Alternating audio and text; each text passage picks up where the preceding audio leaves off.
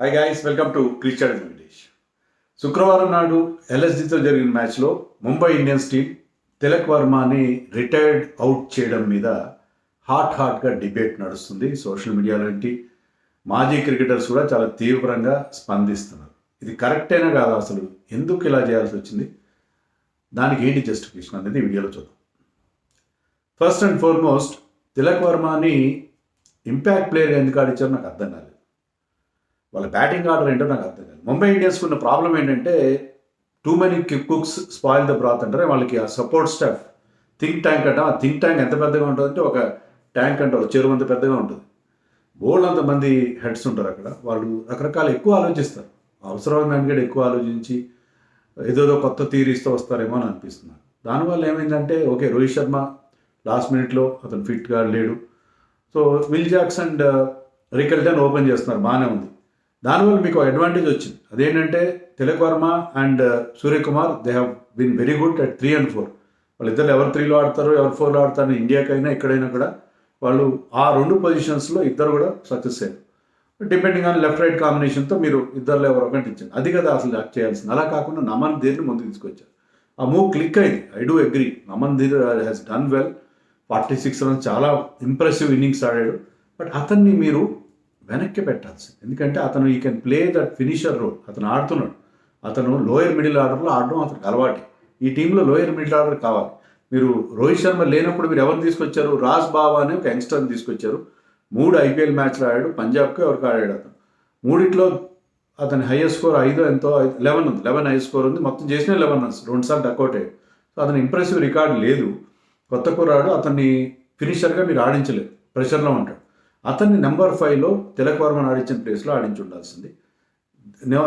మన నమన్ ధీర్ని వెనక్కి పెట్టాలి. హార్దిక్ పాండ్యా తర్వాత ఫినిషర్గా, ఎందుకంటే ఫినిషర్ లేరు వాళ్ళు. సో ఆ రోల్లో అతన్ని పెట్టాల్సింది. పెడితే బాగుండేది. అప్పుడు సెట్ అయ్యింది. నమన్ ధీర్ని ఇంకొక సందర్భంలో మీరు ఆడించి ఉండాల్సి. మీరు నెంబర్ 3లో అతను ఆడించినప్పుడు ఇంకొకసారి ఆడించాల్సింది. Not now. బికాజ్ ఏంటంటే మీకు ఆర్డర్ డిస్టర్బ్ అయింది. అక్కడ బ్యాటర్స్ కూడా లేరు. రాబిన్ మిచెల్ మీరు ట్రై చేశారు, 2 మ్యాచ్లో అతను క్లిక్ కాలేదు, అతను పక్కన పెట్టారు. ఇప్పుడు రాజ్ బావాని తీసుకొచ్చారు. రాజ్ బావా మీద కాన్ఫిడెన్స్ లేదు, ఫినిషర్గా చేయగలలేదు. అందుకే అతను లాస్ట్లో అతను ఎంచకుండా మిస్ శాంట్నర్ తీసుకొచ్చారు. మరి అలాంటప్పుడు what was the role of Raj Bawa నాకు అర్థం కాలేదు. మీకు శ్రీజిత్ అనే కర్ణాటక కీపర్ బ్యాట్స్మెన్, అతను బ్యాటింగ్ బాగానే చేస్తాడని తెలుసు మనకి, కానీ అతను ఎందుకో మీరు వద్దనుకున్నారు. ఓకే, అలాంటప్పుడు మీరు ఇది కదా ఆర్డర్ ఉండాల్సింది. అసలు Tilak Varma already down on confidence. అతను ఇంపాక్ట్ ప్లేయర్గా పెట్టారంటే ఆడతాడో లేదో అతనికే తెలియదు. గవాస్కర్ ఏమన్నాడంటే ఇంపాక్ట్ ప్లేయర్గా వచ్చినప్పుడు మీరు ఫీల్డింగ్ చేస్తుంటే మీరు యూ కెన్ ఫీల్ ద బాల్ని ఫీల్ అయి ఉంటే మీరు తర్వాత వచ్చి మీకు అది ఆటోమేటిక్గా మీకు ఆ టైమింగ్ కుదిరేది. మీరు సడన్గా వచ్చి ఇంపాక్ట్ ప్లేయర్గా వచ్చి ఆడేయమంటే without doing even single ball fielding, అది ఎందుకో అది కుదరదని గవాస్కర్ అన్నాడు. అదేనా కరెక్టే, అది కాదు అవునో కాదు తెలియదు. ఇంపాక్ట్ ప్లేయర్ ఎందుకు ఆడాల్సి వచ్చింది? ఆల్రెడీ అతను ఈ సీజన్లో అతను స్ట్రైక్ రేట్ బాగాలేదు. 113 అంత ఉంది. 39 హై స్కోర్ 4 innings. అతను కొంచెం డౌన్లో ఉన్నాడు. మరి నిన్న కాక మొన్న ఇండియాకి సౌత్ ఆఫ్రికాలో 2 hundreds కొట్టాడు. ఇంగ్లాండ్తో ఒక 70 చేశాడు. సో అతను మంచి ఫామ్లో ఉన్న ప్లేయర్. అతను ఈవెన్ డొమెస్టిక్లో కూడా ఫామ్లో ఉన్న ప్లేయర్ని మనం ఎందుకు అతన్ని ఒక 2-3 మ్యాచ్లు అయిన వెంటనే అతను ఇంపాక్ట్ ప్లేయర్గా, అతన్ని ఆల్రెడీ మీరు ఇంపాక్ట్ ప్లేయర్గా అతని కాన్ఫిడెన్స్ డౌన్ చేశారు. సో అతను ఆడతాడో లేదో అతనికి తెలియదు. సో ఆడాడు, ఓకే. ఆడినప్పుడు అతనికి బ్యాట్ నడవట్లేదు. ఏ మాత్రం అతను షాట్స్ కనెక్ట్ చేయలేకపోతున్నాడు, బౌండరీ క్లియర్ చేయలేకపోతున్నాడు, ఫీల్డ్ని పియర్స్ చేయలేకపోతున్నాడు. ఓకే, అగ్రీడ్, బాగానే. అతను 23 ఎంతో చేశాడు.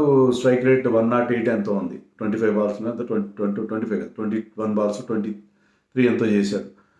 ఓకే, బట్ అతన్ని ఆ పాయింట్లో రీప్లేస్ చేయడం కరెక్టేనా? ఎందుకంటే 7 balls మిగిలి ఉన్నాయి. వచ్చేది ఎవరు? మీకు వచ్చేది కెరన్ పోలార్డ్ కాదు, మరొక బిగ్ హిట్టర్ కాదు, మిచెల్ శాంట్నర్. ఎప్పుడైనా అకేషనల్గా కొన్ని బౌండరీలు కొట్టగలడు, కానీ అతను పవర్ హిట్టర్ కాదు. అలాంటి ప్లేయర్ వస్తే ఏం చేస్తాడు 7 balls? ఆ 7th ball ఏదో అంటే penultimate last ball of the penultimate over, అది కదా శాంట్నర్ ఆడింది.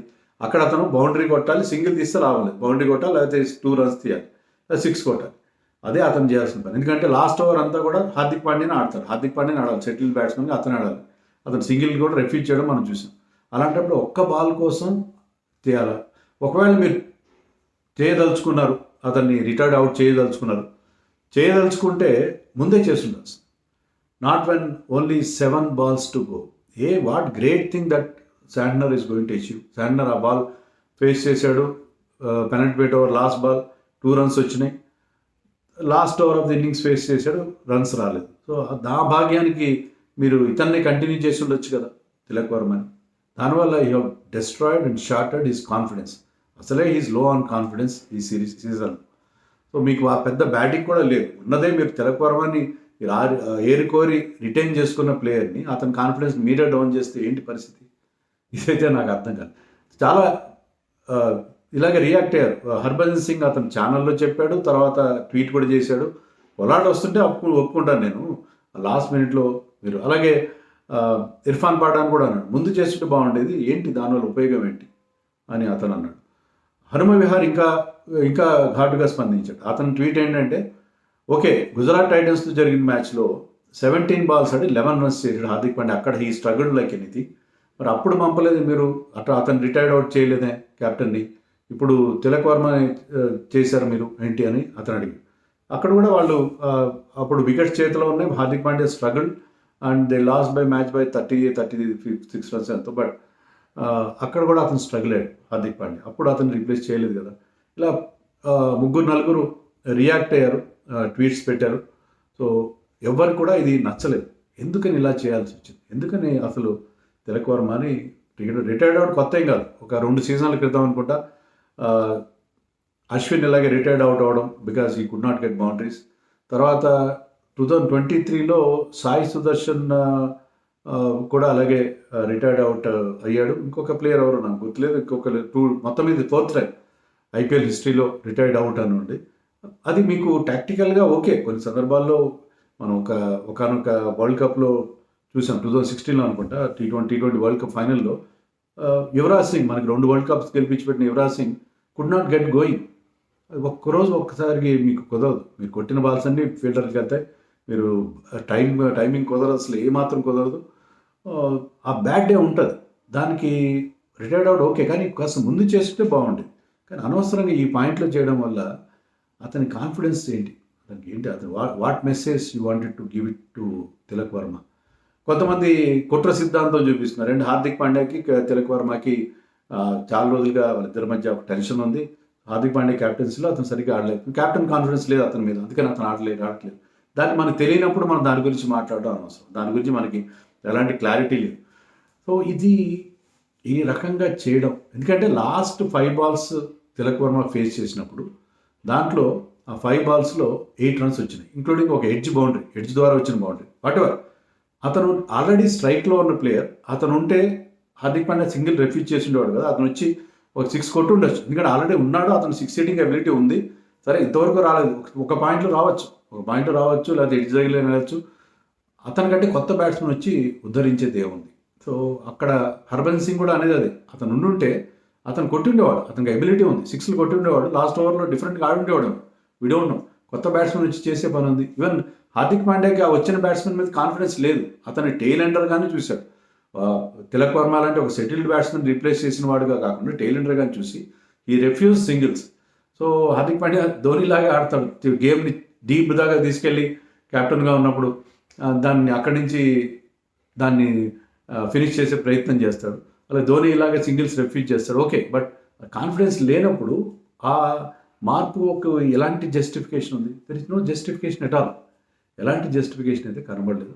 అనవసరంగా it has left a bad taste in the mouth, అంతకంటే ఏం లేదు. తిలక్ వర్మకి అనవసరంగా ఒక యంగ్ బ్యాట్స్మెన్ని అతనికి కెరియర్లో ఒక మచ్చలాగా, ఒక పాయింట్అవుట్ చేసినట్టుగా మచ్చ లాంటిది ఒకటి మీరు క్రియేట్ చేశారు. నెగిటివ్ మార్క్స్ ఇచ్చినట్టు, ఎగ్జామ్లో నెగిటివ్ మార్క్స్ ఇచ్చినట్టు చేశారు తప్పిస్తే దీనివల్ల ఒరిగిన ప్రయోజనం ఏమీ లేదు. అబ్సల్యూట్ జీరో అని నేను అనుకుంటున్నాను. మరి ఈ విషయం గురించి మీరేమనుకుంటారు? కామెంట్స్ రూపంలో మీరు స్పందించండి.